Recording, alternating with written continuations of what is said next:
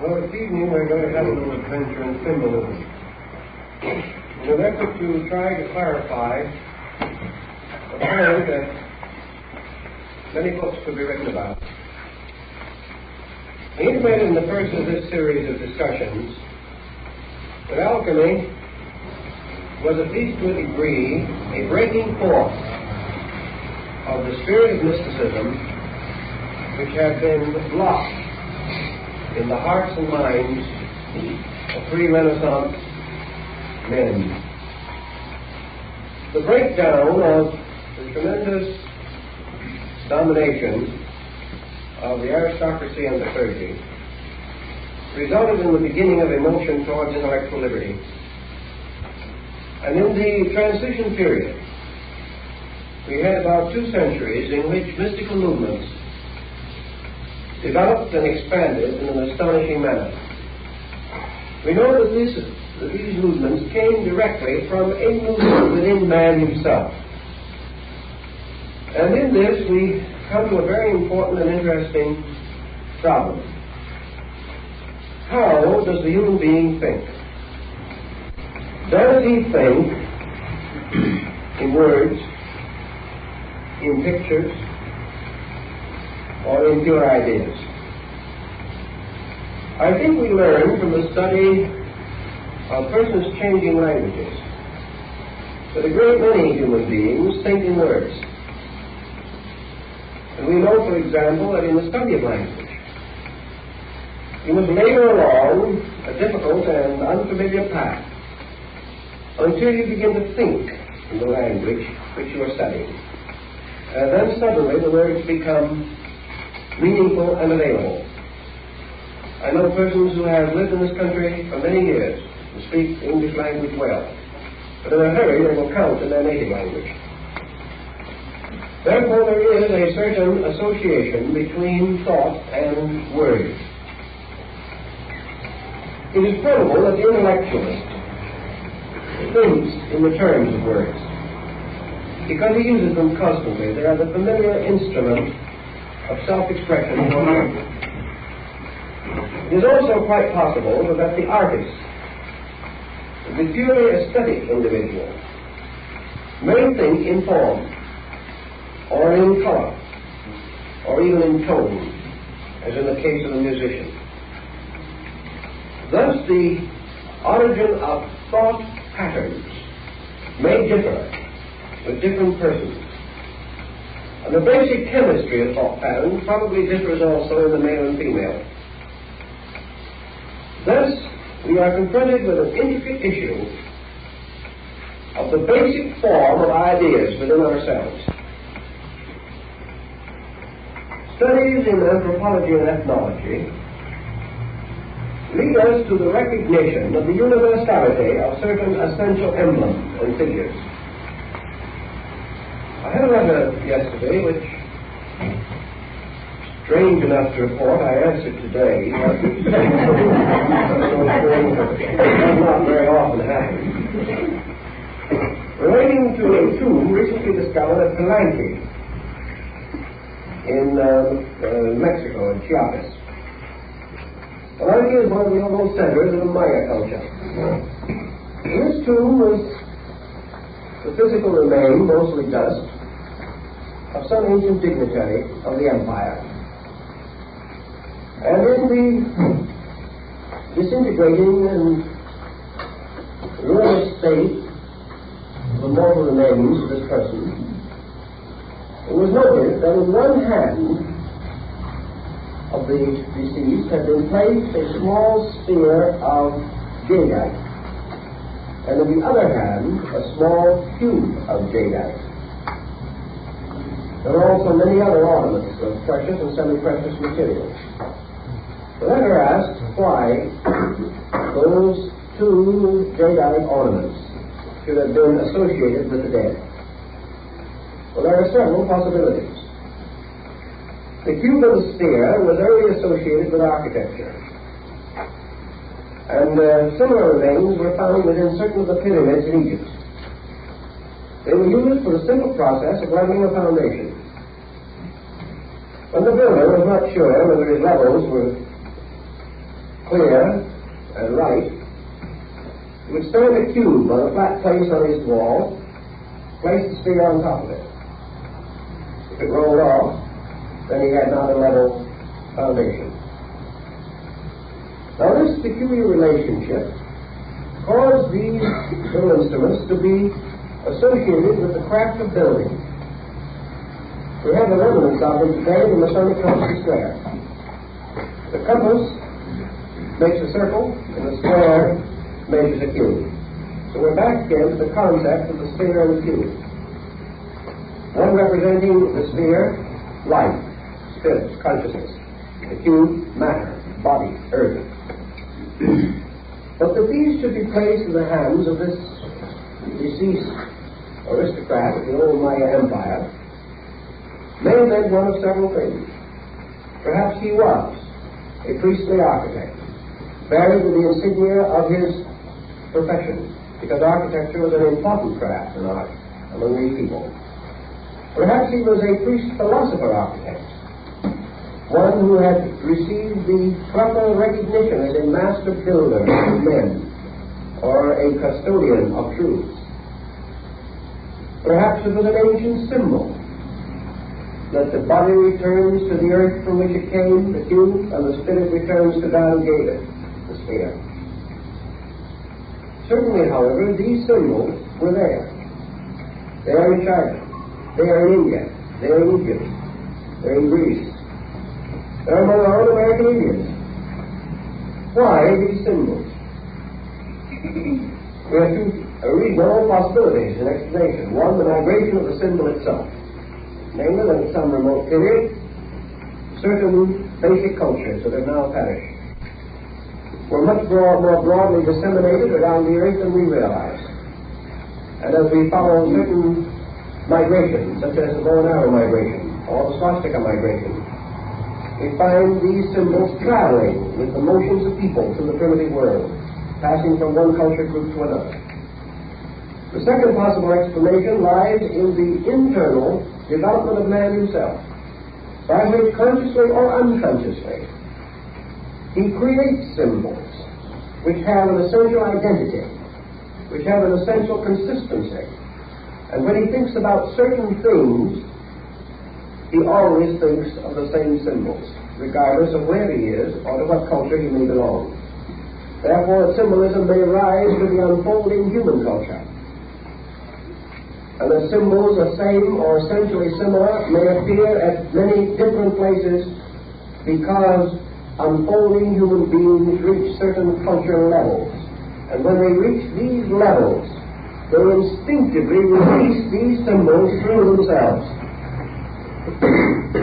Now this has an interesting meaning for us because in our present consideration, alchemy, we find the greatest conglomeration of symbols that were ever probably brought together in the service of a single idea of doctrine, science, or art.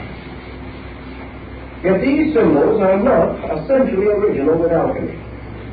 There is perhaps not a single symbol in alchemy that can be traced directly to the period in which it began to flourish in that usage. These symbolisms are derived from practically every previous culture that man developed. From Egypt, from Greece, Rome, India, China, all of these ancient systems use the same symbol. It makes very little difference whether it is the dragon of alchemy, or the dragon of St. George of Cappadocia, or the dragon of China. These dragons are all the same. The same may be said of the unicorn, or of many other similar devices, the double-headed eagle, for example, which occurs in so many, many places.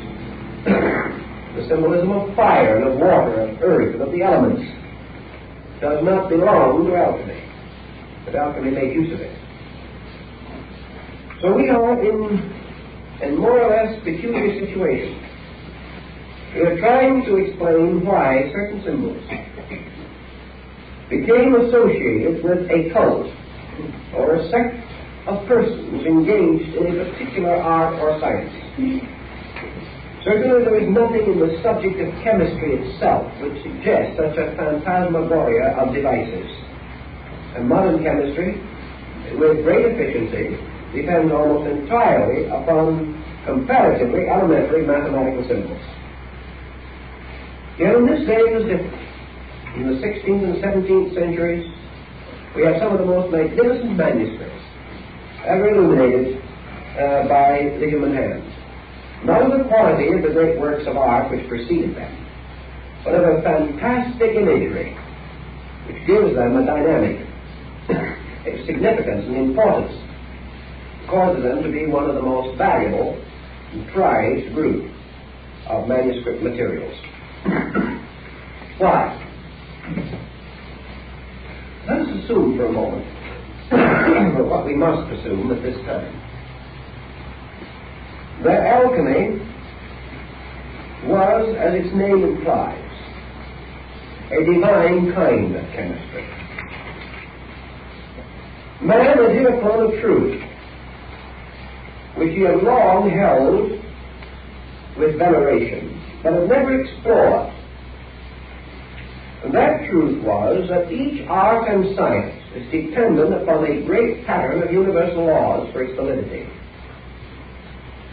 These laws are infinitely repetitive in nature. Da Vinci in his aesthetic canon shows how the body is composed of an infinite repetition of certain basic forms. Knowledge is composed of an infinite repetition of basic patterns on various levels. Alchemy devised the belief, or developed the belief, that the laws governing chemistry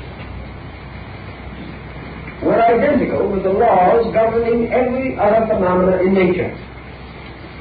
That to understand chemistry to its very source was to understand creation. That creation and chemistry were intimately related. That man is a chemical formula and an alchemical mystery. That the human body is not only composed of chemical elements, but contains within itself a being composed of alchemical elements. What is true of the body on one level is true of the soul on another. And the entire economy of human life is a tremendous formula. A formula that may be traced under certain conditions. A certain art is itself a kind of catalyzing agent. We know that Baron Emanuel Swedenborg was led to his own inner mystical and spiritistic experiences through the study of mathematics. Mathematics opened in him something. And to another group, chemistry opened something. Through concentration upon the rules and principles of chemistry, the chemist gradually became internally apperceptive of something beyond the subject under consideration. He released something through himself.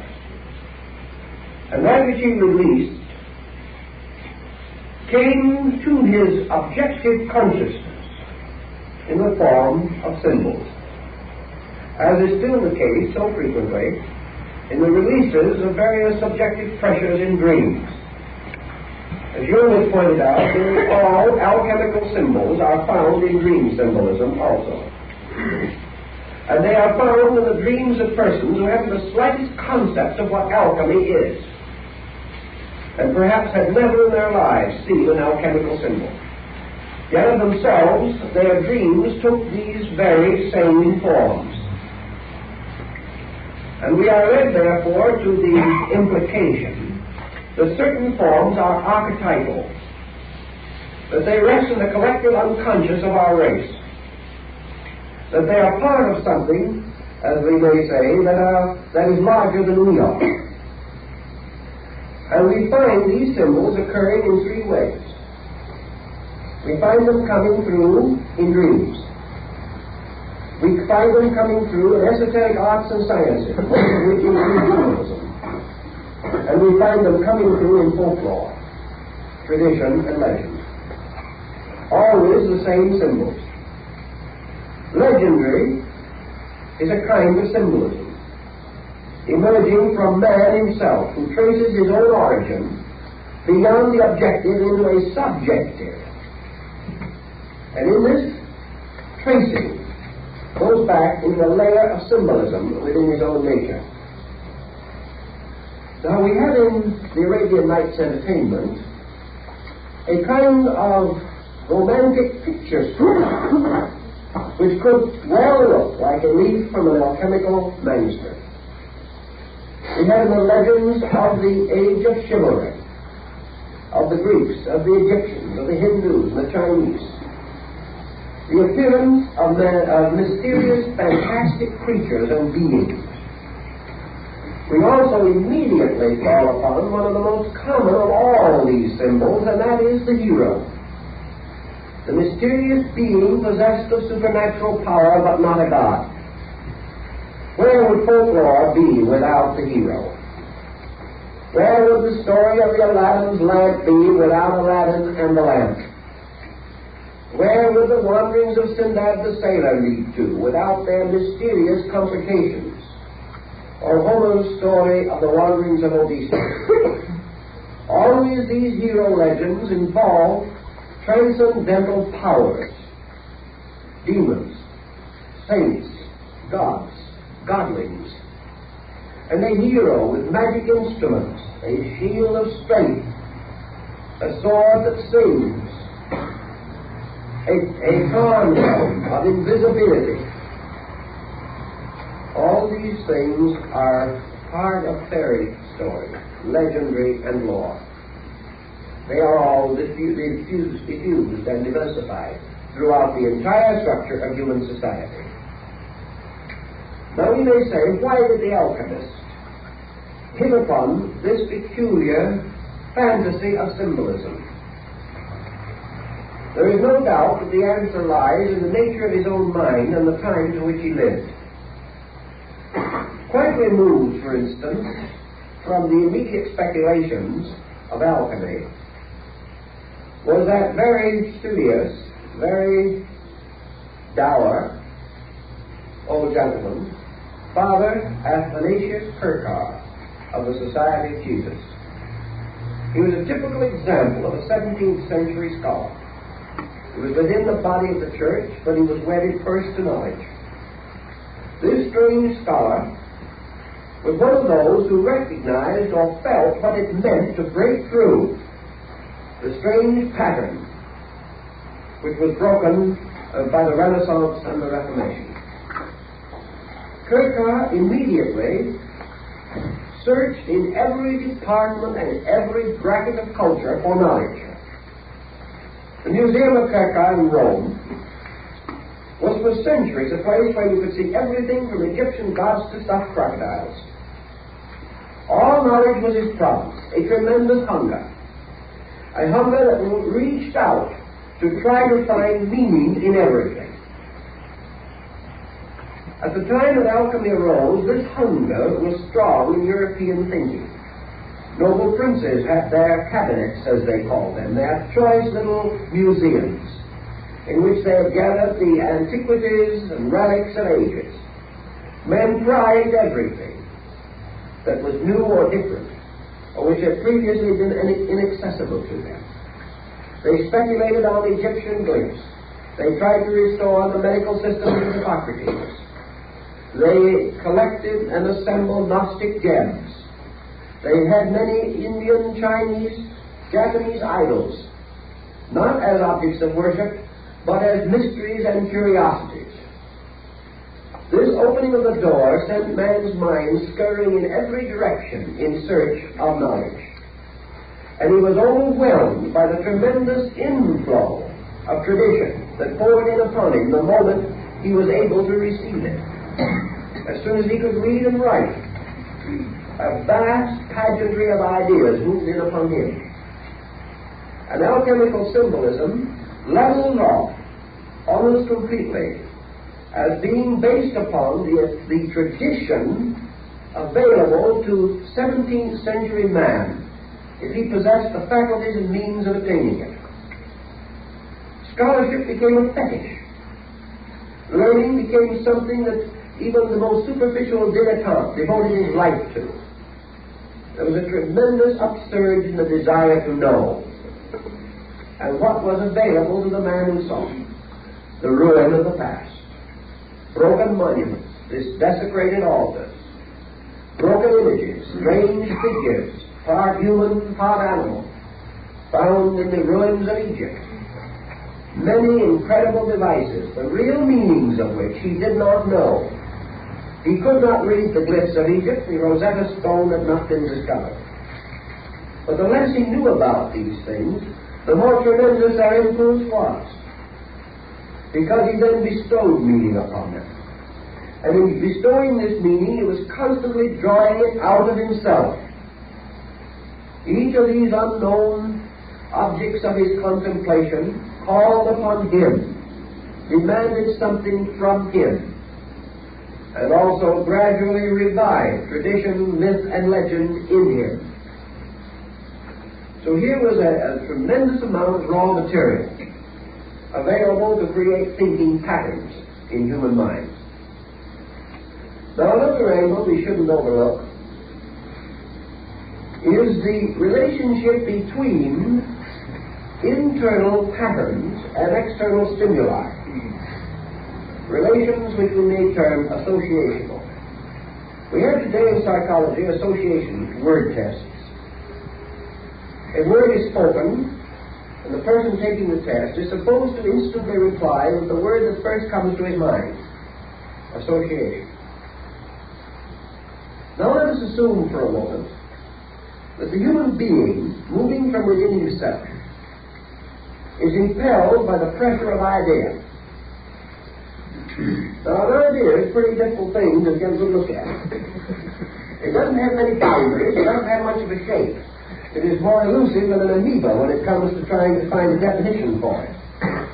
It's a sort of a mysterious, shapeless something that has existence without appreciable or measurable boundaries.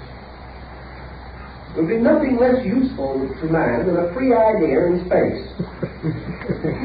He wouldn't know what to do with it, he wouldn't know if he had it, he wouldn't know if he lost it. Because all that is there is something that is alive and yet has no body. And because it has no body, intellectual, emotional, or physical, it is utterly intangible and yet it exists. Now, man will never permit an idea to remain in that state. It is instinctively impossible for him to do so. Somewhere in the process of the emergence of thought impulse from within his own nature, he meets the outcoming or outpouring thought with a series of vessels suitable to contain it in some way. He must invest it with body. He must give this idea a form so that he can get hold of it. Perhaps he gives it a word form. Perhaps he doesn't. Much of this symbolism could be almost immediately cleared up if we saw a man struggling from the hieroglyphic to the hieratic period in writing. Man could draw pictures of things, but he could not draw pictures of ideas. He could draw a beautiful picture of a house, but how is he going to draw a picture of love? He hadn't hit upon that happy thought of a heart with an arrow. How is he going to draw a picture of veneration? Well, the only thing he could think of was to make a figure in a position of veneration. If he wanted to show imagination, he had to use something that would suggest it, an image, or a mirror, or some device appropriate. And yet even that, in that case, he wasn't sure how he was going to carry on the transmission of this idea. The Mayas, for example, that we just mentioned, had quite a problem with verbs. And verbs are always difficult in a hieroglyphical language because they represent action. And pictures do not move. Pictures do not possess action. It must be intimated in some way, a little series of footprints going along, to try to show that a man is taking a walk. The Mayas hit upon the simple device of taking a noun or a glyph representing an object, and transforming it into a bird by adding a wing. They put a wing, like the wing of a bird, on the side of it, to indicate action, to indicate life. But it was no longer an object, but a process, or a condition in action, which they sought to represent. So the development of languages shows us how these things happen. But how rapidly they happen in the development of an idea within man. The idea itself is presented to him as well as to others. In its pure form, it is a ray of energy. He must clothe it. Now, he cannot clothe it with something that he knows nothing of. To clothe an idea in an unknown form is inconceivable, because man cannot conceive of an unknown form. Any form that he can conceive of must exist. Furthermore, he is confronted with another immediate problem. Forms are of two kinds. Forms suitable for the expression of facts on a level of existence as we know it, houses and trees and dogs and cats. These do not offer any great amount of problem. But man frequently wishes to represent in his idea something essentially transcendent, something which is not of this world worldly. He has to break the familiar pattern in order to present an unfamiliar idea. How do you do it? He takes familiar things and puts them into an unfamiliar arrangement. It's the only method that he has. He recognizes not only that in so doing, he saves his idea from being misinterpreted, and also he creates an impact by it, which is missing in familiar things. Therefore, we can say that an eagle he can use. An eagle can represent a number of things. But everyone who sees it says this is an eagle, and he means a real eagle. So what does the man do with an idea? He makes a two-headed eagle. In so doing, he has immediately broken away from reality. Your impressionistic artist is trying to do it constantly. The man who sees the two-headed eagle immediately says to himself, there is no such a bird. Therefore, this does not mean the bird. It means something else. It has to. So we break through realities of a literal nature and escape into the imagery of ideas. Now, every one of us growing up is in contact with the world around us. We are also under the pressure of the world within us. When we begin to think of good as small children, we can't think of good just as something good. Good has no meaning. Good has to be immediately associated with the act of goodness, or some person or thing which we can use to appreciate goodness. So perhaps the small child in a strong and happy family environment experiences good under the symbol of parent. Parent's good to him, takes care of him, protects him. That's good. Another man may interpret good under the form of a fine, well-balanced dinner. That's good. Good, however, always has to come to us under symbolism, because it's an abstraction. The Good Samaritan is the good deed. Now, a good deed without some symbolism by which you see what a good deed is meaningless. Yet instinctively, the moment we have the term good deed come into our mind, the abstraction takes the form of some good deed that we have known, experienced, or heard about. We immediately clothe this thing ourselves in a familiar term, in a familiar word picture, or a familiar form picture. We use distortion exactly as Michelangelo used distortion to create a dynamic. If Michelangelo's figure of Moses stood up, we would see that it was a totally disproportionate figure. Yet because of his arrangement of mass It gives us a tremendous dynamic, which is the thing that he is trying to do, or was trying to do. So by distortion, we dramatize. We escape from literality, from smallness, from ordinariness, and transcend into something else. The Greek and Egyptian priest put a mask over his face. The moment he did so, he was no longer a person, he was a god. And he not only caused others to think so, but he thought so. Because of the ritual of the mask and his own belief that this sacred symbol transformed him. So that the action of the departure from the real, from the literal, by the use of fantasy, has been primitive in mankind and has been there since the beginning of time. So in our alchemical symbolism, we find a group of emblems advance, arising out of certain great archetypal patterns experienced by the human being. And he, in his own effort to experience things superior to material facts, began to clothe instincts, impulses, ideas, inspirations from within himself in certain forms. If he had clothed them in ordinary forms, they would have appeared ordinary. But he did not want them to appear ordinary, because these stories he was telling were not ordinary. And had he placed them in mathematical ciphers, which he well knew, he would then have been on the level of chemistry itself, which is not what he wanted to do. He wanted to tell you of chemistry as an experience of consciousness, and not as a series of scientific formulas. He was working for a consciousness dimension. Just as Michelangelo wished to convey the terrific impact of the great Mosaic lawgiver in his Moses. He wasn't trying to be a master of anatomy, although he had to be a master of anatomy to do what he did.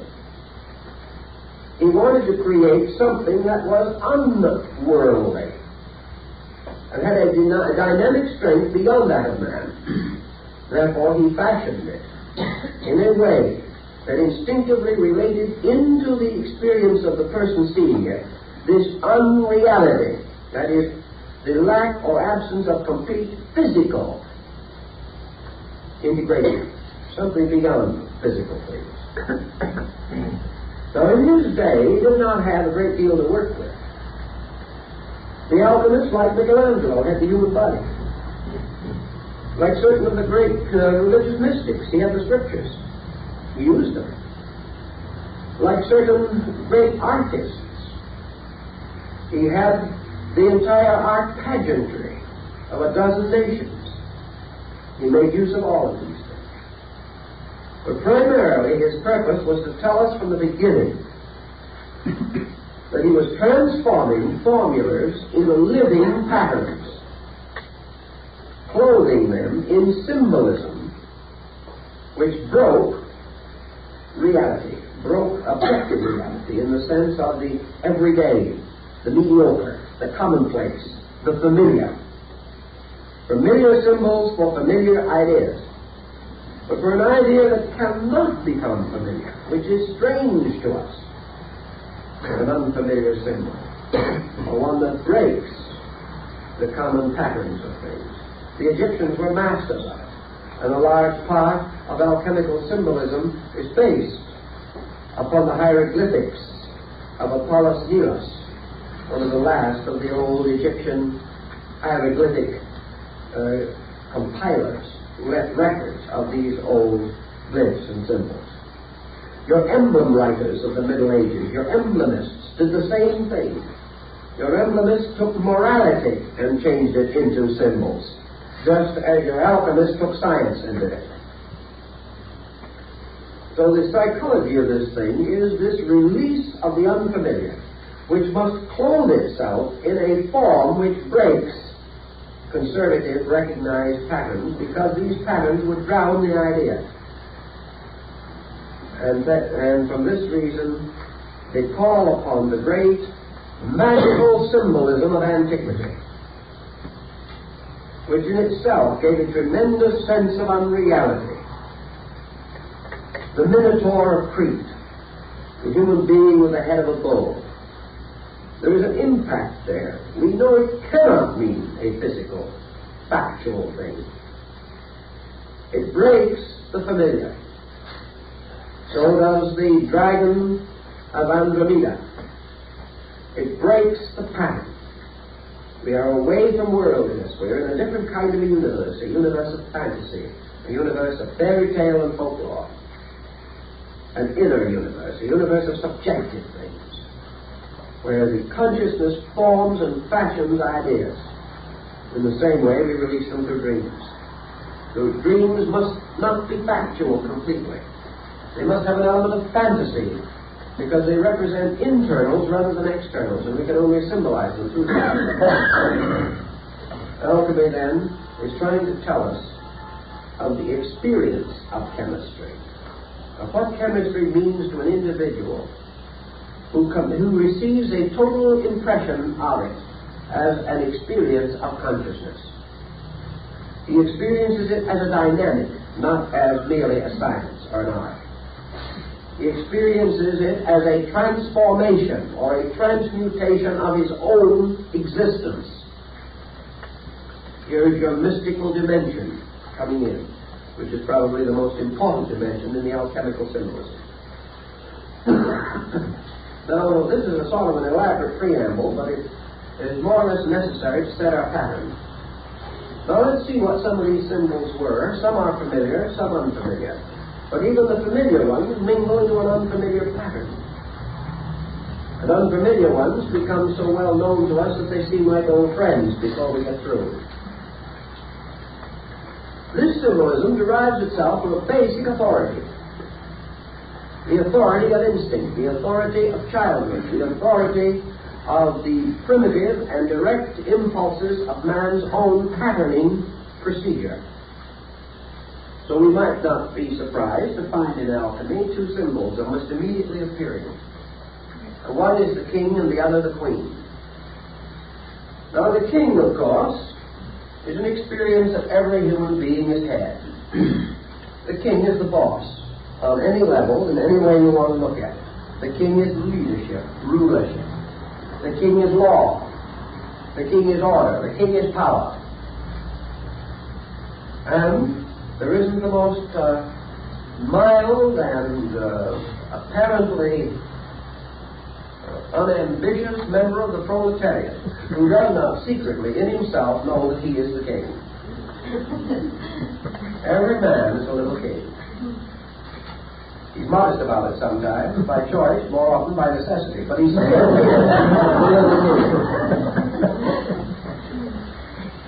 the king is also, of course, God. Because God represents the supreme ruler.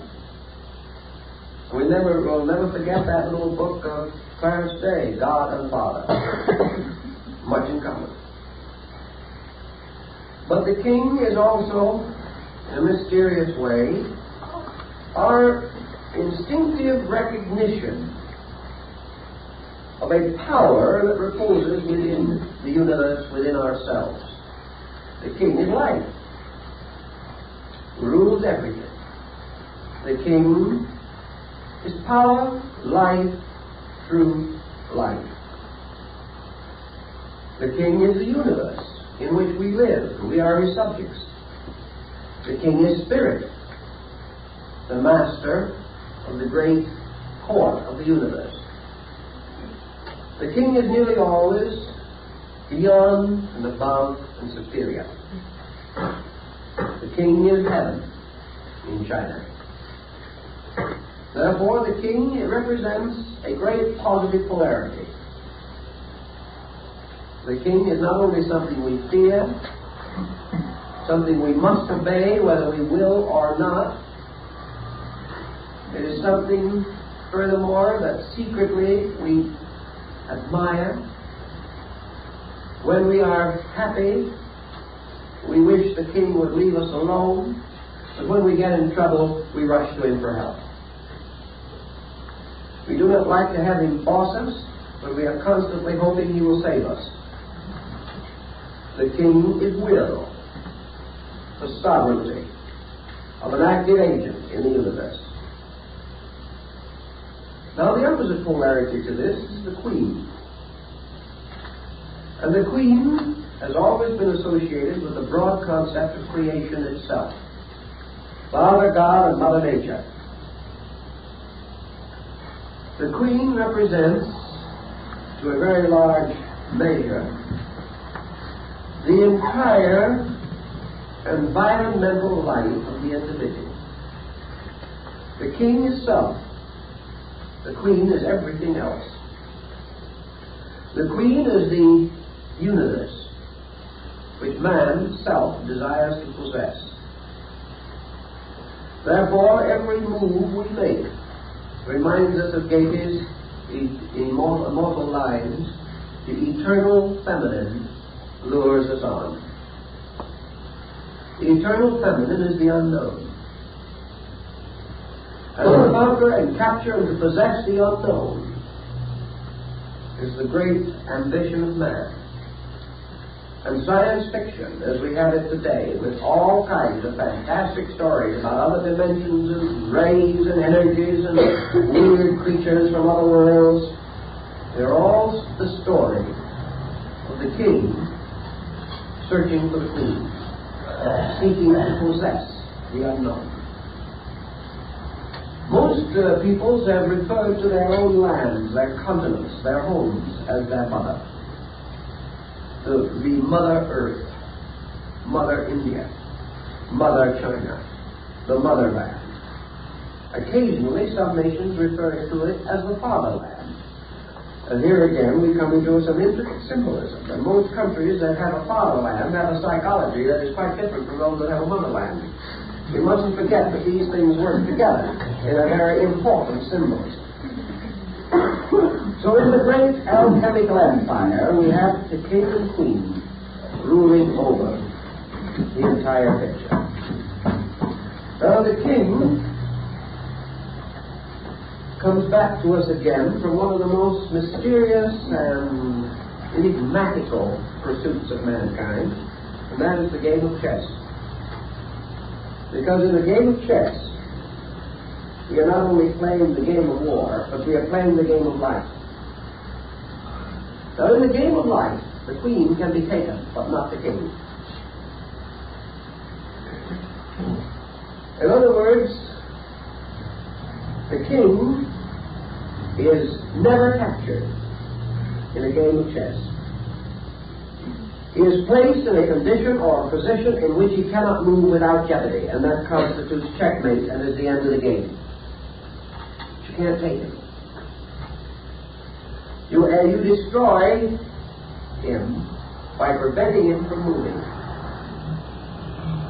You cannot take him away. Now, as you think a little bit, you begin to see how that plays into another idea. Very intriguing.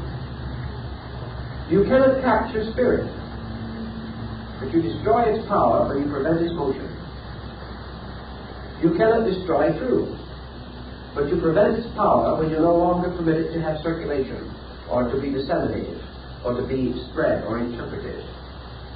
You destroy things by destroying their action, but you cannot destroy the reality of anything. This is always the case.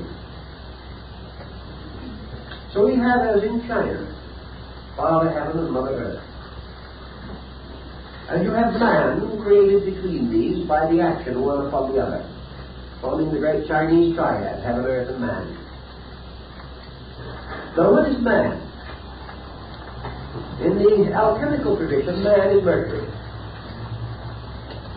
Now you may not all recognize yourself as this delightful little character with wings on his heels and on his head. But, and carrying, of course, the celebrated Caduceus, usually dressed in the garb of a Roman soldier. A very important part of symbolism. But Mercury is the beloved son of the king and queen. Now, when you make the king and queen in alchemical symbolism, you have several ways of doing it. One way is to show the king as a human body with a crown, but instead of the face of the sun. And the queen, a woman with a royal crown, but instead of her face, the face of the moon. so that the king and queen become the sun and moon. And the sun and moon in alchemy are gold and silver.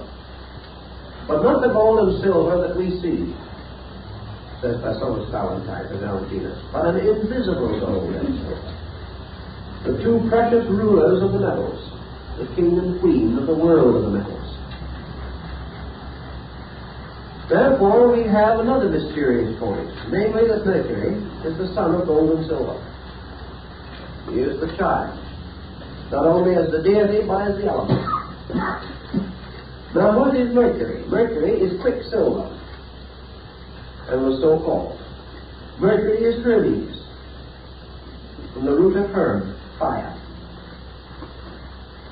Mercury is the most volatile and the most catalytic of the elements in the alchemical symbolism. Mercury is the only element that can accept into itself all elements and reconcile them.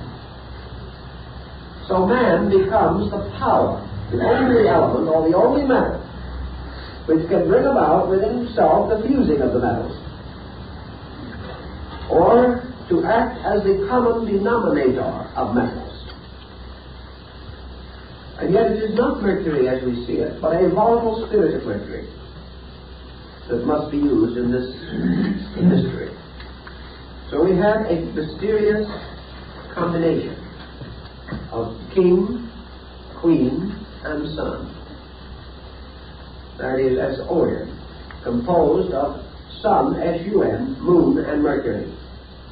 Now another way of calling the sun, moon, and Mercury is to say sulfur, salt, and quicksilver. And these are formula. For all of the great achievements, the great stone of the wise is composed of salt, sulfur, and mercury, also the universal medicine. Now we have learned that the king is something that can never be taken. The king is the absolute ruler, but things can happen to him. He can appear to die. He can be destroyed or attacked by his own son, but he cannot actually be killed. We'll find out a little more about what can happen to him in the alchemical game of chess a little later. At this moment, we also have another symbol that presents itself to us, and that is what is called the Hermetic androgyne. This is the royal figure of the king and queen as one person with two faces, one male and one female, and a single crown over the double head. Here we have heaven and earth as one.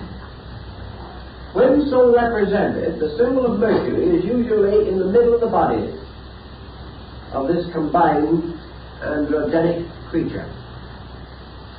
So we now have gold and silver undivided.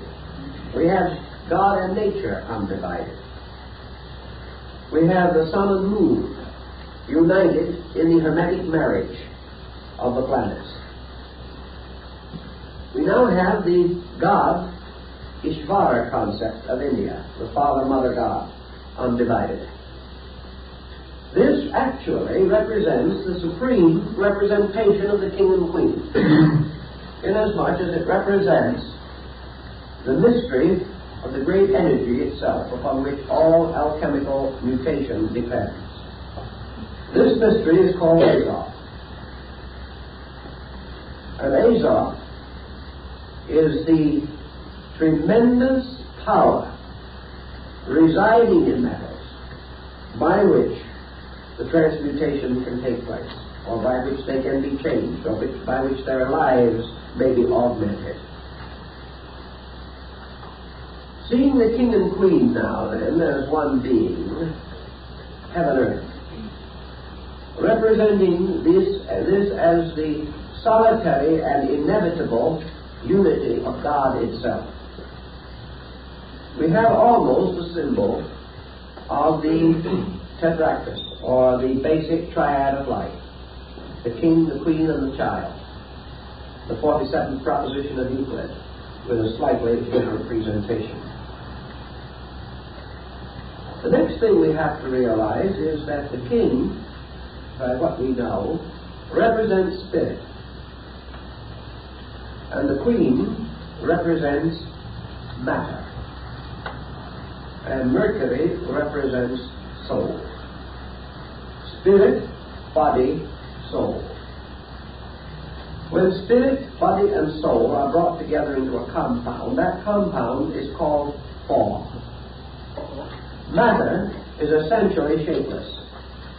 Spirit is essentially lifeless. But when Mercury imposes the archetype upon them, they become a form. Therefore, Mercury was called Hermes Trismegistus, the thrice greatest, the master of the three. And this mysterious power of Hermes is man. Man is Manus. Manus is mind. Mind is more, however, than the intellect that we know it, as we know it. So we will take a picture from one of the alchemical writings, and we will see Mercury carrying in one hand the sun, and in the other hand the moon. He is the juggler of the sun and moon, and it is so represented on a deck of tarot cards. He is the juggler. And Mercury, in this position, bears upon him, or associated with him, the 5 symbols of the planets, with himself in the middle. That is, the 5 planets other than the sun and moon known to the ancients.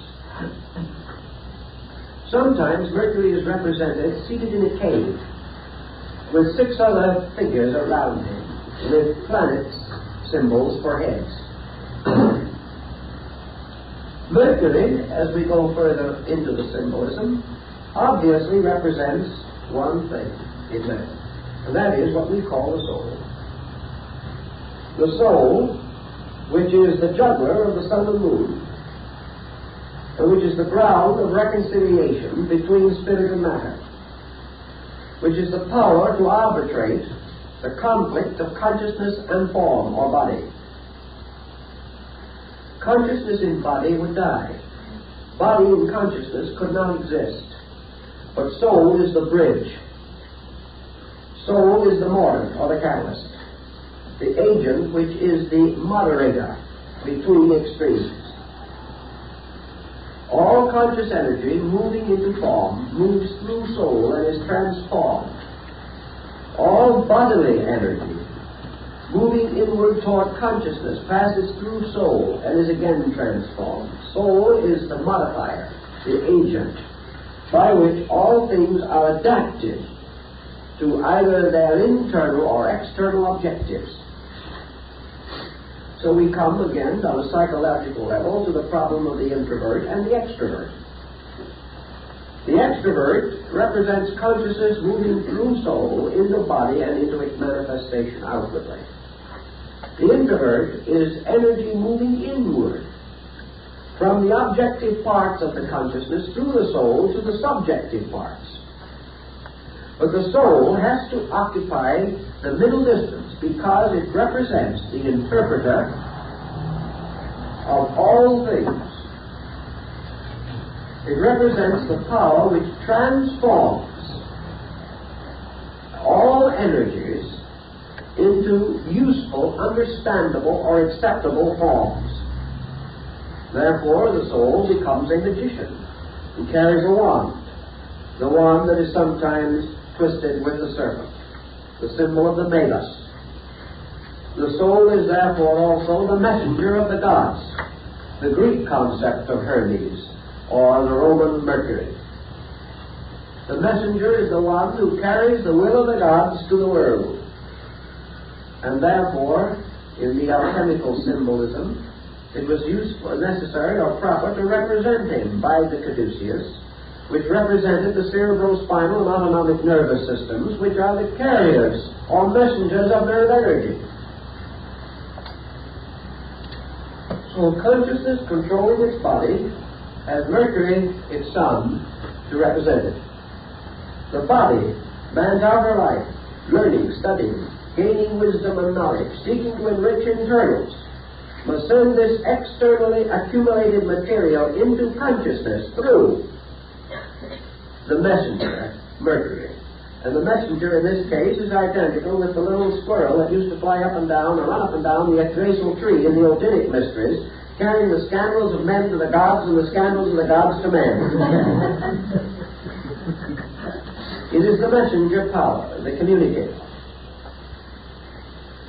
Now, why is it that the alchemist felt that this Mercury was able to accept and interpret all metals, or must devour or eat up metals before it was possible to release the soul of the metal?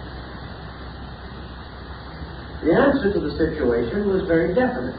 The alchemist insisted that the metals, which represent on one level of thinking phenomena, or the forms of things as they appear to be, base metals, unpurified metals, can never be accepted into consciousness.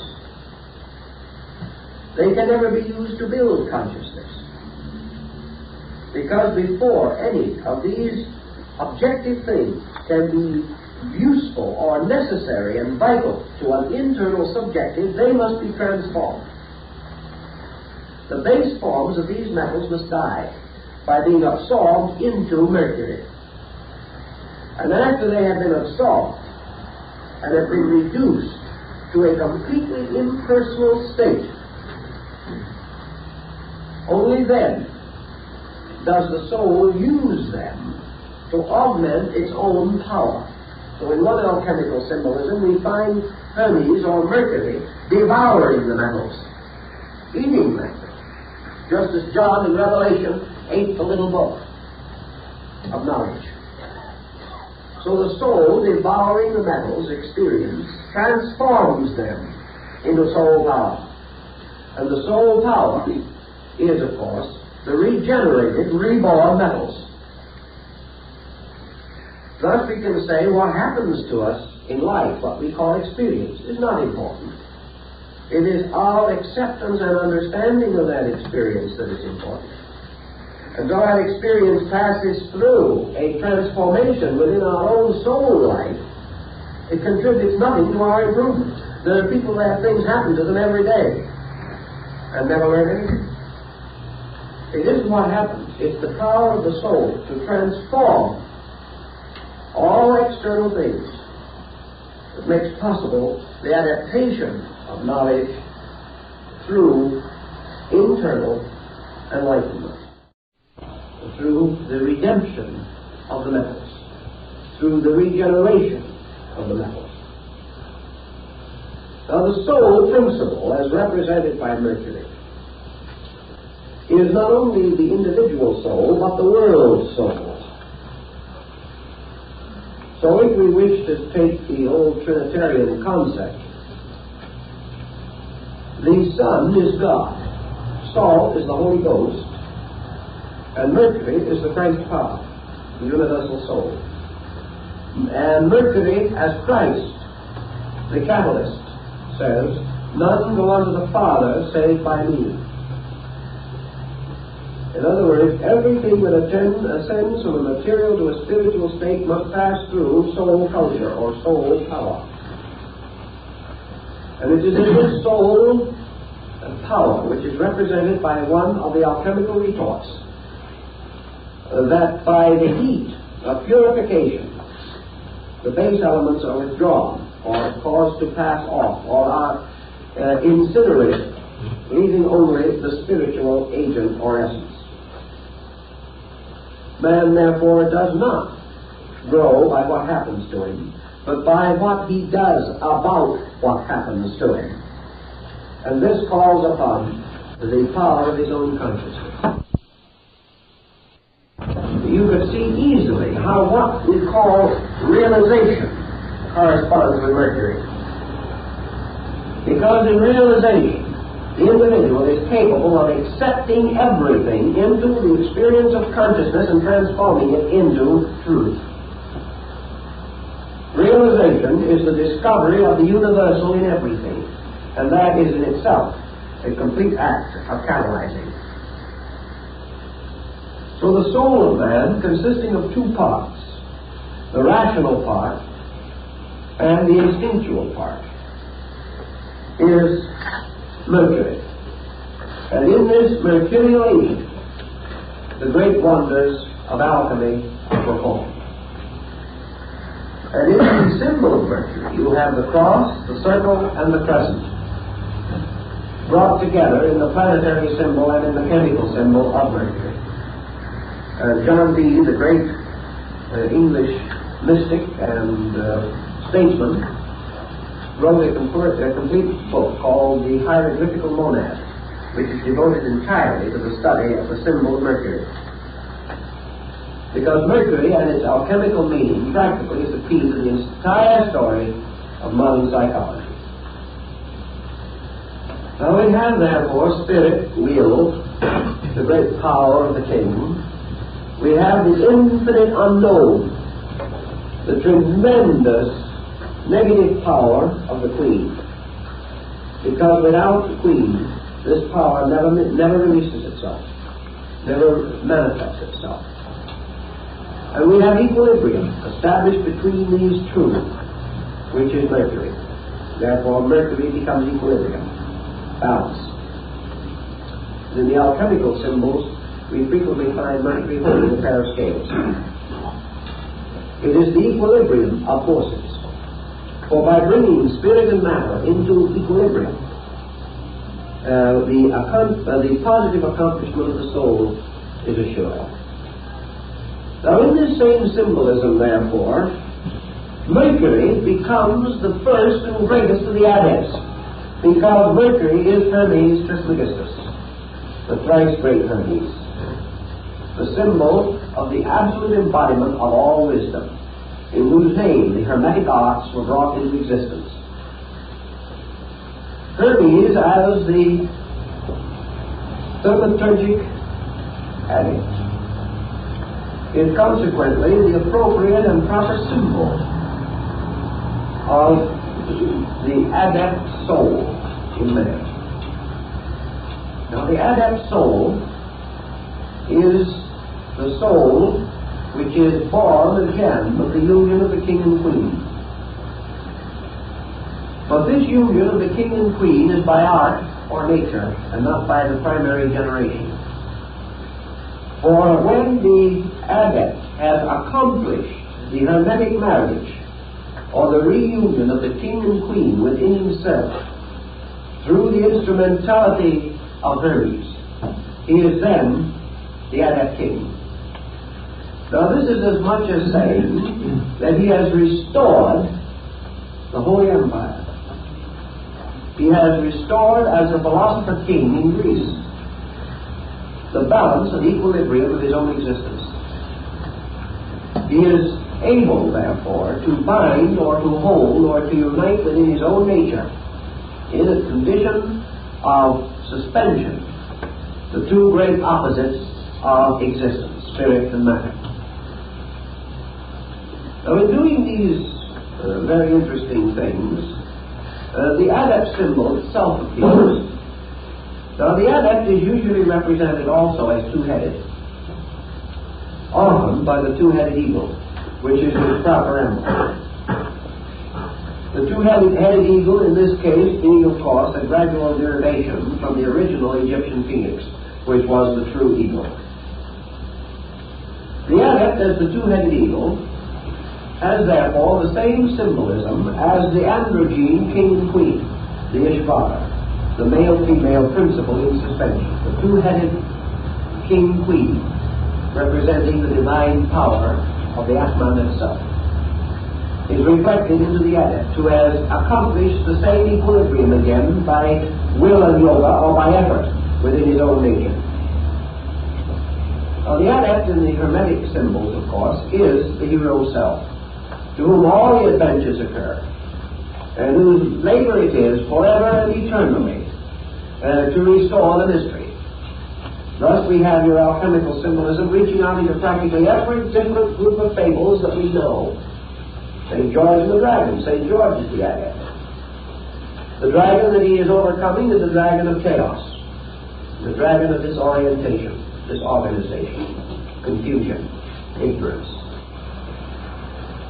And your adept king, of course, is Sindad the sailor, performing his 12 mysterious voyages into the unknown and having great and wonderful adventures. The Adept King is Hercules, performing the 12 labors. Samson, carrying away the gates of Gaza. The Adept King is also Melchizedek, the Prince of Salem.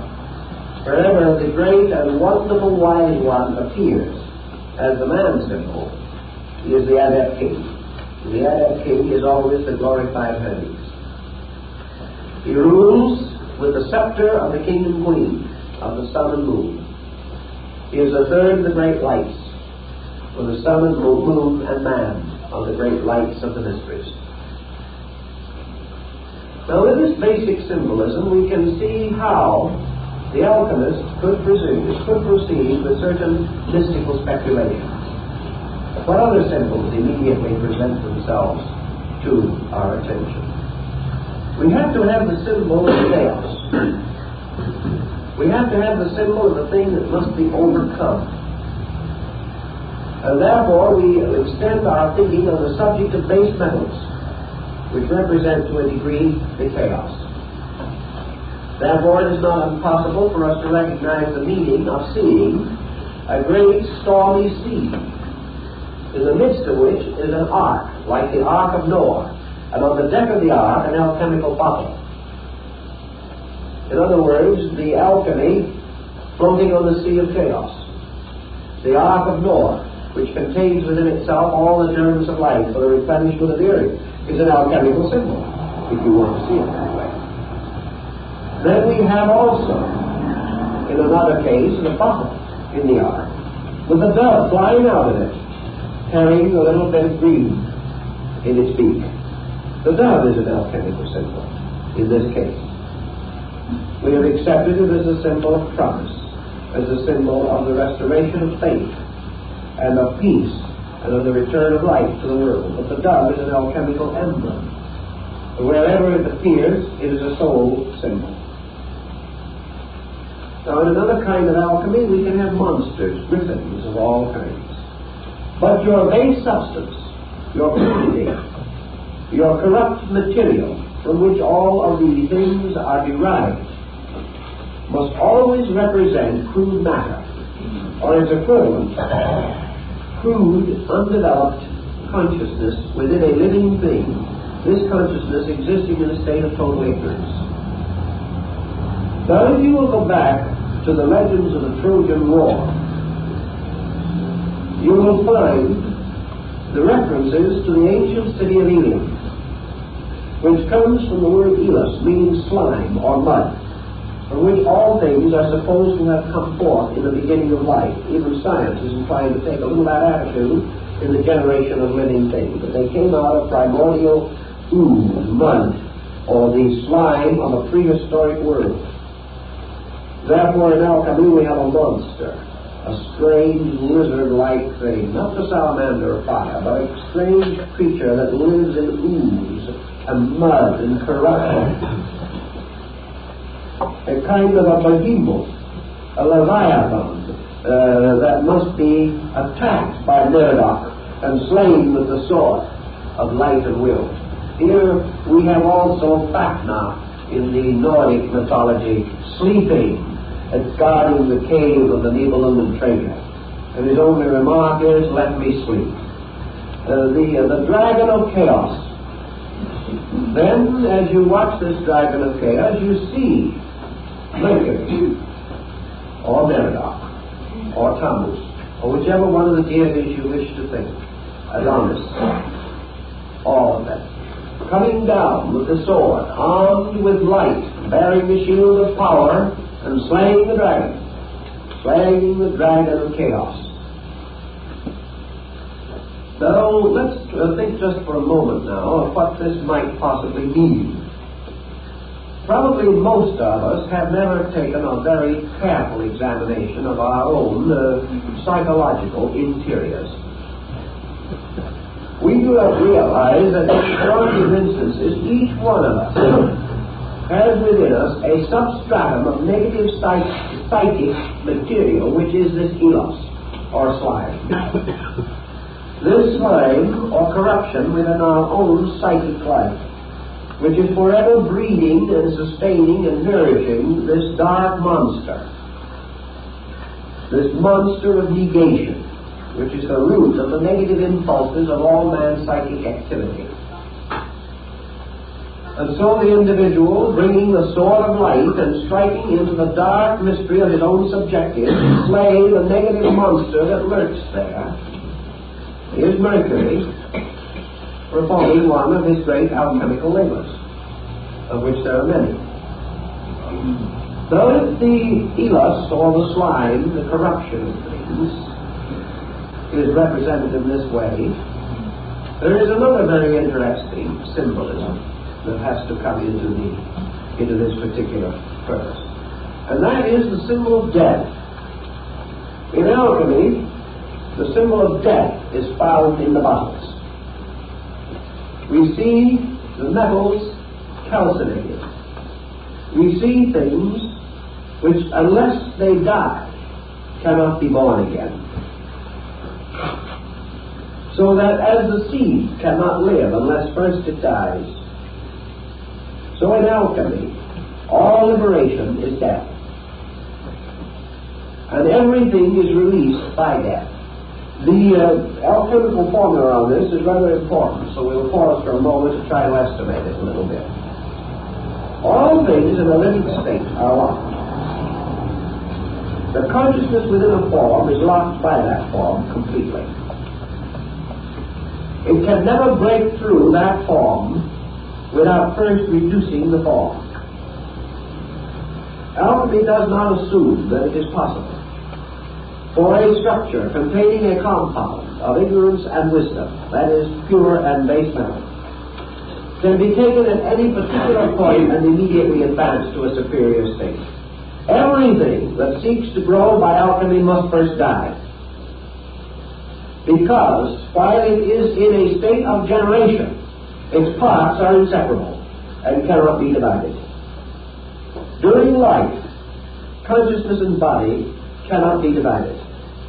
By death only are they divided. So alchemy says that only by the phenomenon of death can the metals be divided from their base and their subtle parts. Now this doesn't mean, the alchemist certainly did not mean, that an individual who wished to separate his baser and better parts must go out and shoot himself. They did not mean that in any sense of the word.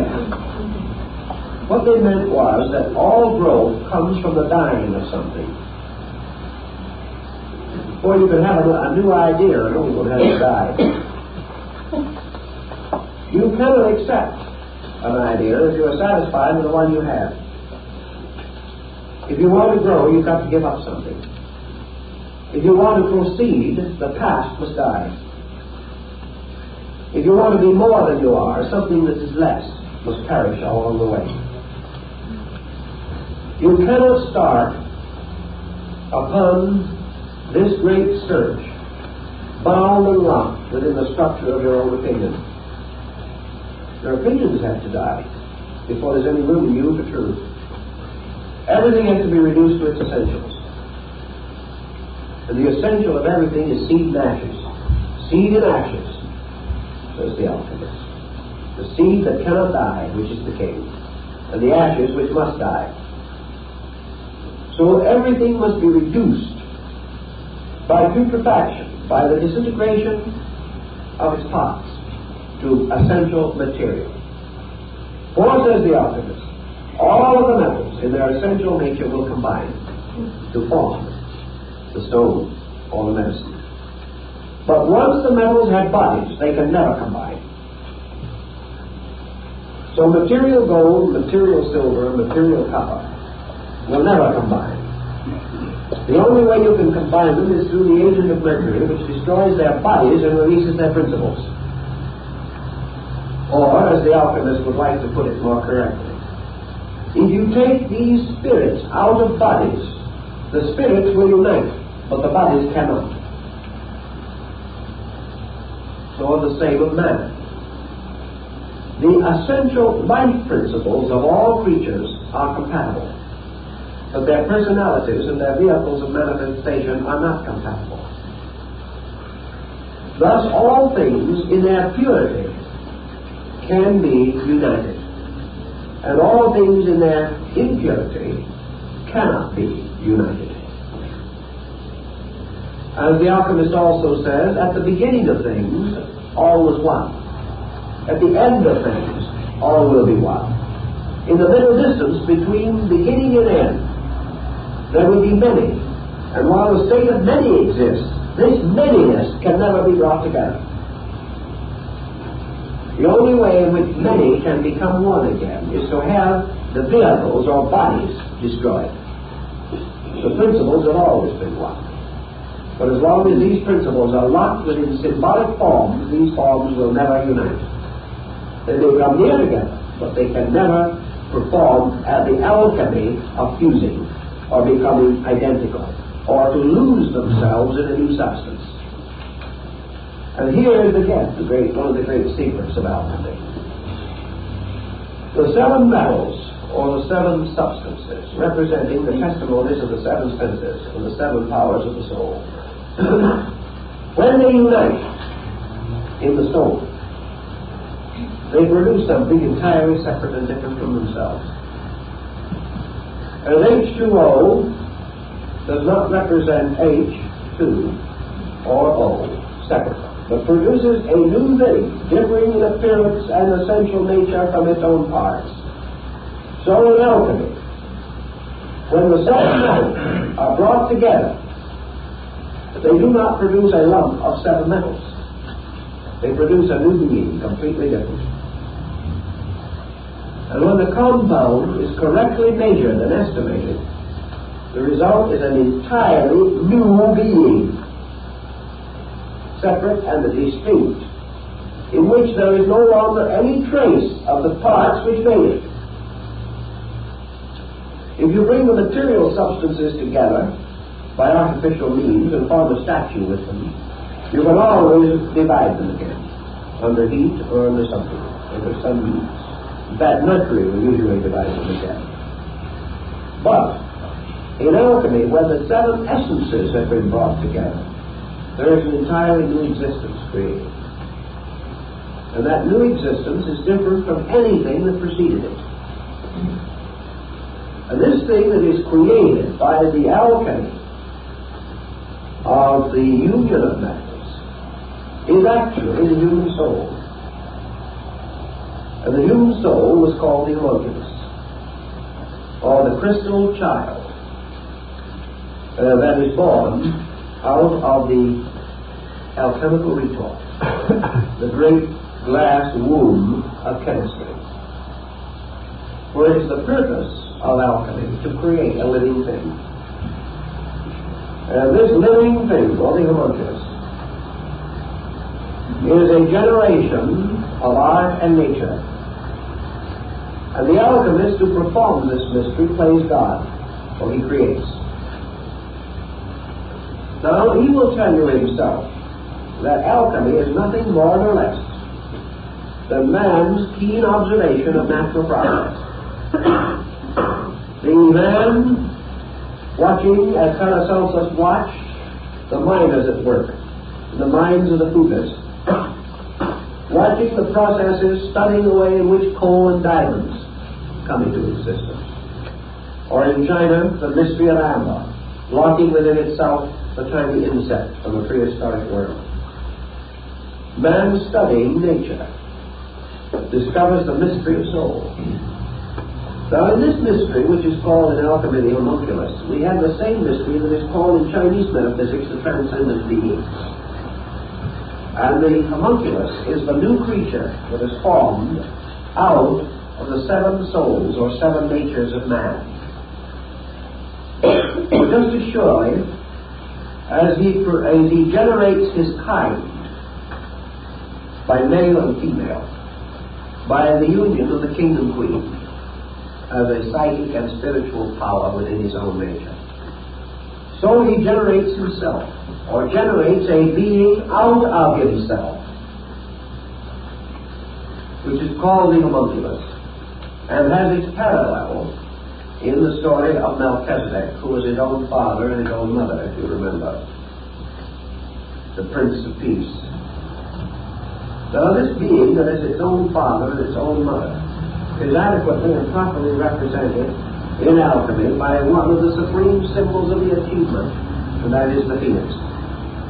Because the phoenix is the bird which gives birth to itself out of itself.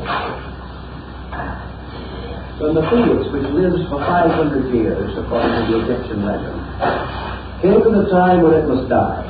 It retired to an altar of flame in one of the temples, and there, in a nest of fire, its body broke open, and the new phoenix issued from it. And there was never but one phoenix alive at a time. Now, this is alchemical symbolism with a vengeance. And it tells us a great deal, because this phoenix allegory returns to us again in China. The phoenix, of course, is the self-generated being in which the seven powers of the metals, having been united by a process of generation, create within themselves an immortal being. Now, in the story of mankind, you know the gods and you know mortals. And you know the gods live forever and mortals have their sorrows for a day. There's a story in India about some people who live in the Nilgiri Hills who belong to a community or a nation or a race in which nobody is ever born. Now, that's a kind of a curious thought. Because this little community is composed of persons born everywhere who go there for certain reasons. Therefore, no one's born there theoretically. It is a race that is composed of persons who have certain peculiarities or distinctions about themselves, coming from anywhere, because they are alike in this mysterious manner, go there. Now, this legend and certain of the factors involved in it is again, very much the story.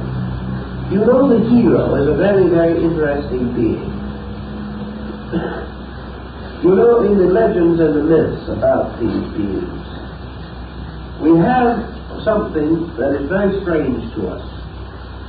Something that is born and never dies. Now, that breaks most of the rules of common sense and is well known to the old days of theological doubts and misgivings as the famous Methodist one-ended stick. You hear talk about that wherever theological controversies get warm. Someone is born as a beginning, and then goes on forever and ever and ever and ever and ever and ever and ever, whether here in heaven or below. Something that has a beginning in time has no end in eternity. It becomes a sort of a one-ended stick, which is quite a controversial issue. Well, actually, there is a one-ended stick, and that one-ended stick is the homunculus. The soul power, the soul being. Because the soul is something that has a beginning, but no end. And Bini was one of the first to recognize this interesting and remarkable phenomenon. Your soul, as the adept king, is generated within man by the mingling and chemistry of intuition and reason, of wisdom and love, and of the polarities of the soul power in their form of the king and queen. The soul, therefore, has its own world ruled over by the king who is wisdom and the queen who is love. And wisdom, the king, is the master of the show, and he is always seeking the unknown, love, which is the queen, and without which he cannot fulfill himself. So here again, you can take love away from him, you can capture the queen on the chessboard, but again you cannot capture the king. All these symbols refer back again. But in the soul, wisdom and love unite to produce a being. And this being has a beginning but no end. And this being is the source of immortality, because the king and the queen, spirit and matter, are not bound together by an eternal union. They must always be the result of a compound. And as Lord Bacon asked to have inscribed upon his tomb, let all compounds be dissolved. Life and matter are polarities of each other, and their relations to each other are eternally impermanent. Therefore, spirit and matter meet and separate, and that which is purely of its own nature returns to itself, and that which is of an opposing nature returns to its own source. The thing that binds them is Mercury, the homunculus, or the Hermetic adept. And it is the adept then, or the adept self, the transcendent being of China, that creates its own immortality by binding its own seven souls together into one immortal being. And this progeny of the sun and moon, of heaven and earth, of spirit and matter, is born by art, but never dies. Because that is man's earned immortality, or earned eternal existence. He exists eternally as spirit and matter forever. Nothing can ever stop that. But he exists eternally as a conscious being only when he creates the soul, or creates or perfects the great alchemical experience. Now, in your Eastern philosophy, they would go even a little further than that. They would say that once having created the adept soul, that even that must ultimately renounce its own immortality. And therefore, again, the hero of the world dies always, usually in the service of great love, searching again for the unknown queen. The symbolism is very adroitly used. It is exceedingly subtle. You can draw some tremendous tapestries with it, always because of the wonderful interworking of rules and principles and laws. But the soul now, which is St. Paul's wedding garment, the soul is the eternal or immortal self, the transcendent being, born of the marriage of heaven and earth. It is, however, not merely man as a form or structure. Primitive man is building the soul. The soul began to build when man was created. And step by step it has taken over the inner control of him, until today he is controlled by his emotions and his thoughts, which are the present developed state of his soul. But, says alchemy, in this method, by nature or law alone, the path is very long, and along the way the soul has been very sick. It has become utterly confused, and the path of its final restoration by nature means that man must slowly work out, through trial and error, through joy and sorrow, through life and death, every inconsistency of his own psychic life. This project suggests millions of years. It suggests thousands of lives, perhaps, to day by day, step by step, exhaust the errors of the soul and experience every good thing, in spite of our effort to evade, in spite of our own resistance to grow, a resistance which itself must gradually be overcome through a great series of time and sorrow. So alchemy says art will perfect nature. Man, becoming a priest in the great chemical laboratory of the universe, will cooperate voluntarily and will assist nature in the perfection of the soul.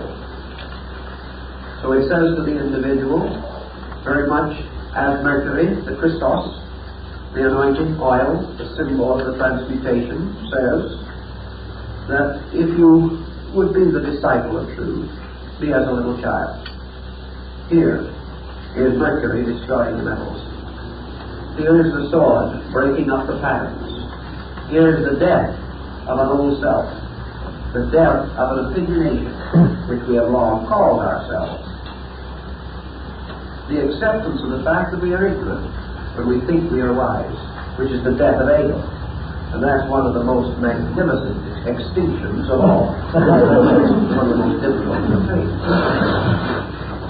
So here also stands a figure, the villain of the play, with the mortgage in one hand,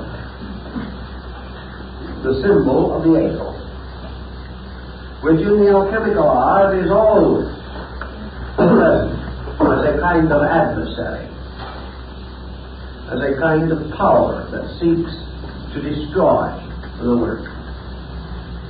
So the destruction of the great work, of the great adept experiment by the eagle comes into consideration. And the villain plays his role to try to prevent the consummation of the magnum opus.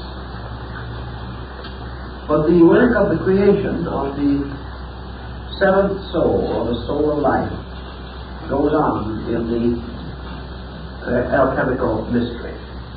In Ashmole's Theoptum Chemicum Britannicum, which is one of the great English collections of alchemical works, we have the horoscope of the great work, showing the moment in time of the birth of the adept king, his nativity properly calculated.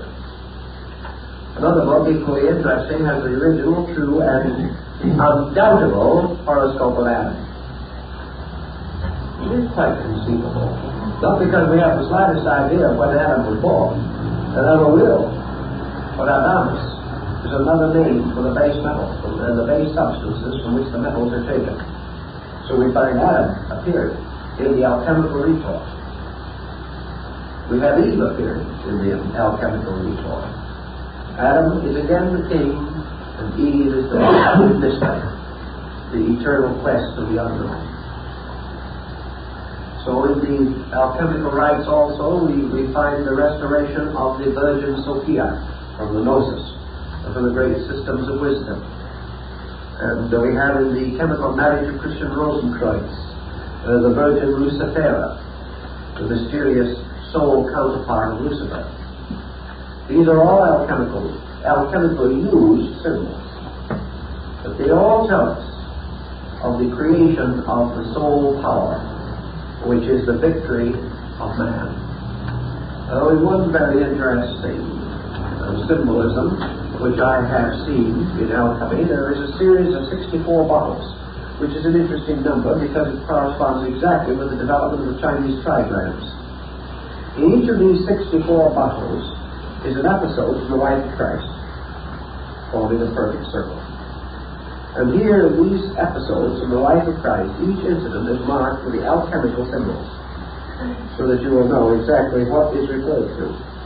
And the theory behind the whole concept is that Christ is this imperishable seventh soul, the power of immortality.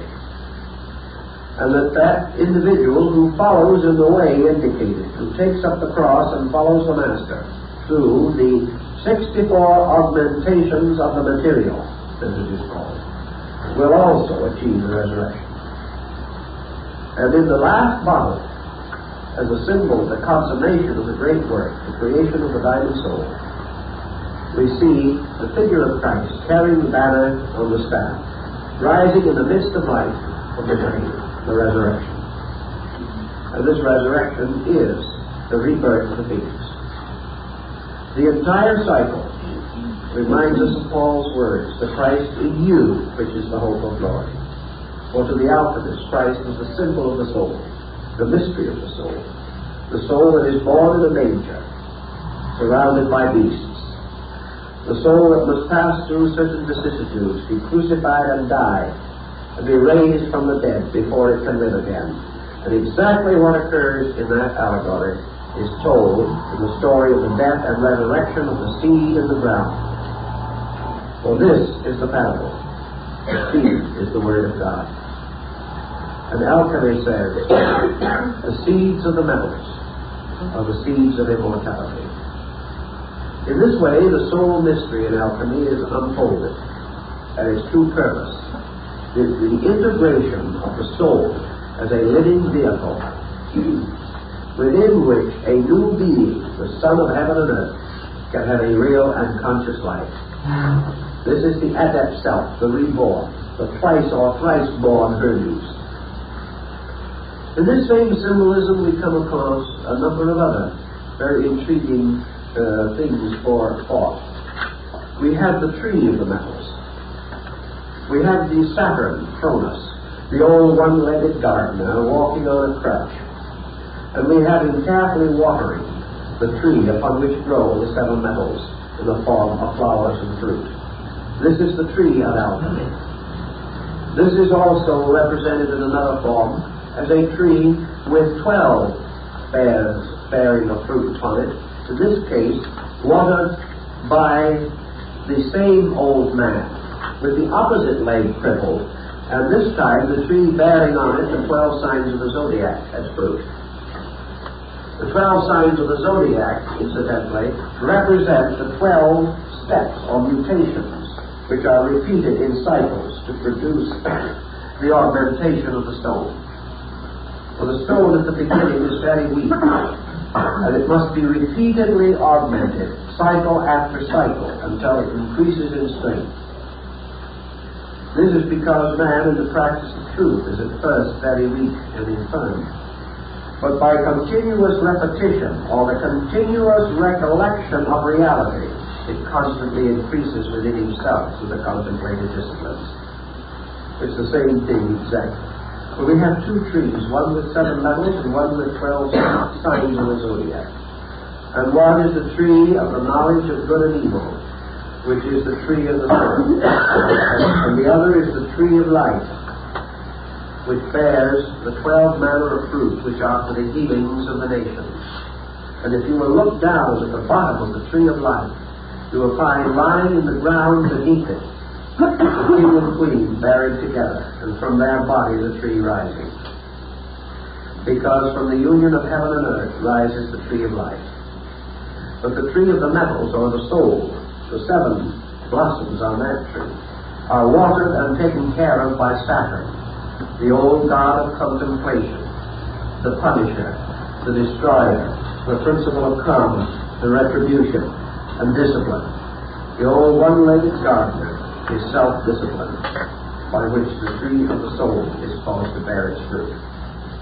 So each little story is a little gem in itself, telling things about all these moral mysteries. But with it all, let us not forget that Roger Bacon is said to have gone to the King of England and offered to finance by man-made gold the crusade. Gold was made. Now, how and why was gold made? The gold makers actually did cause the precipitation of metals. And there are examples in European museums, some of which I have seen, of man-made gold. Not made at the expense of $50,000 an ounce. That's when we try to do something of that kind by our present scientific means. We can make gold, but not on a profitable basis. Of course, if it goes up much higher, they get to be profitable. The reason why the alchemist was able to make gold was because he had learned something. He had learned that the same power which makes soul operates on an archetype. That the soul represents an artificial gold, a synthetic gold, and that it can be manufactured, as man manufactures his own destiny. And in the same way, by the same laws, the metals, the physical metals, can be handled. But in order to handle them, as Nicholas Flamel points out, you must kill the metals. You must actually perform in the physical plane the death and resurrection of the metals. You kill the metals. You take copper, iron, tin, mercury. You take these and you learn how to absolutely destroy them. And when you have completely destroyed them, you have released by that means from them a universal essence which permeates them all. Then, if you know how, you can restore that pattern according to the element that you desire. But you cannot do it while iron is iron, or zinc is zinc, or copper is copper. It must first be reduced to a common denominator. And the discovery of the common denominator applies to many things. Today we have a problem in connection with common denominator.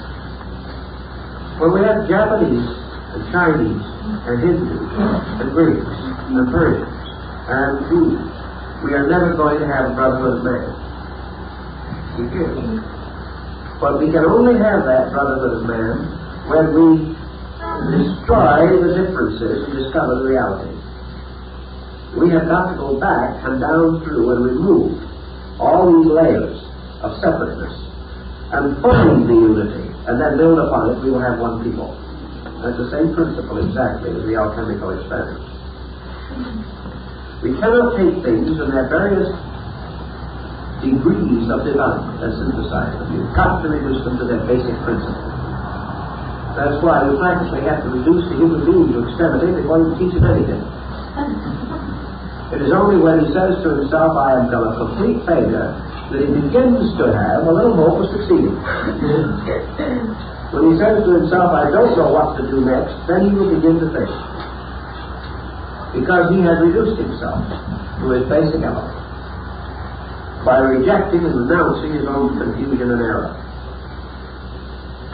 So in alchemy and in all departments, including chemistry itself, the reduction of these elements to their basic element makes possible their restoration in a new and important integration, or into a new chemical substance, which can be augmented then by cycles until its particular purpose is attained. Gold can be made. And it is no more ridiculous than saying soul can be made. And yet most people do not believe or realize that a soul can be made. They believe they have it. And it's something that is conferred upon it. And yet the culture of development and perfection of the soul is one of the greatest of all the arts.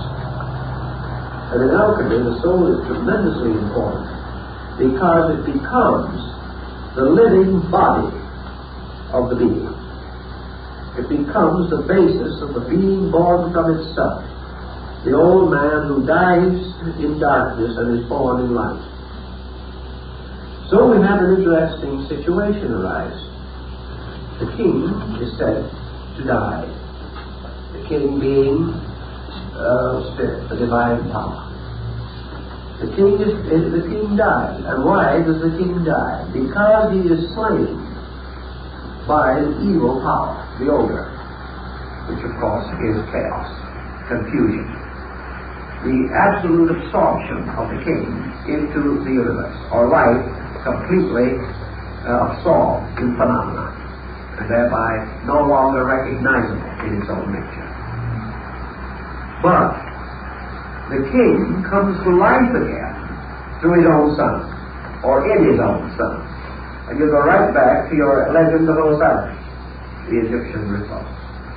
And you will find in Plutarch's description of the death and resurrection of Osiris, that after the death of Osiris, he overshadowed as a holy spirit his sister wife Isis, and she bare Horus, the symbol of the Messianic soul. And when the child was born, her own brother husband entered into the body of the child. Therefore, he was his own father, certainly, in that particular case. This child was a widow's son, because he was born after his father had deserted. And this child, Horus, was not the son of his father only, but was his father by a mystery of transubstantiation. Therefore, Horus declares, or Christ says, whoever has seen me has seen the Father. For the Father is in me, and I am in the Father, and the Father and I are one. And that was held to be an implication that Jesus, as a human being, considered himself God, which was not the implication at all. But the soul, virtue, becomes the embodiment of his own Father. And the divine power of heaven, which is spirit, reborn through soul, becomes the new being, the new king of heaven and earth. And this new king is the perfected or enlightened or redeemed resurrected man, in whom all the mysteries of the universe have been perfected in the marriage of the metals, which are the parts or the symbols of all the structures that go together to form the vehicle of the soul. This is again the famous garment of glory of the high priests of Israel. For each of the garments, the breastplate, the urim and thummim, and all the vestments represent the adornments and jewels of the soul. Here also is the ecclesia of the early Christian dispensation, the church. For if you remember that it is the church adorned as a bride who is united in eternal marriage to the Lamb. This church adorned as a bride is, of course, a symbol of man's assembly of parts, or the psychic nature with its reunion with God.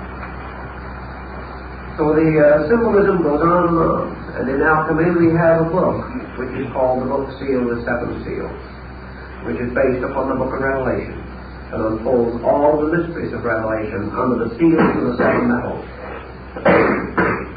We have all these emblems used constantly and inevitably to reveal one story, namely that man must create his own immortal soul by art. That this soul is the diamond of the light, and that who builds a soul builds an imperishable self that has a new being, and the old man passes away and the new man comes. And in this new being, the adept self, man claims his immortality, because he can be separated into parts until he fuses these parts himself into the great psychic entity which is called the soul, which then becomes his real self, is born from him as a transcendent being, and gradually gains an existence apart from him. And there's the mysterious Magus, or the mysterious Rishi, the great wonder worker, the Mahatma. For the great soul is the reborn soul, made of the seven souls described in Egypt. And if you want to know the meaning of the elements and the metals, you will find that the seven elements of the soul used in alchemy are found in Egypt, where they form part of one section of the Book of the Dead. But it is the combining of the seven souls that perish to form the one imperishable soul, which is the atomic soul, or the soul of the magician, the wonder worker, who becomes his own Father, who is reborn through his own Son, who becomes the symbol of the true Hermes, the adept king. And in him, all that was and is and ever shall be is resurrected. And he is then the beloved Son, and he is the prodigal son who has returned to his Father's house. All these symbols tie together in one terrific pattern. Next week we'll do some more with them, but I'm afraid if we do much more tonight, you'll never get all these patterns on.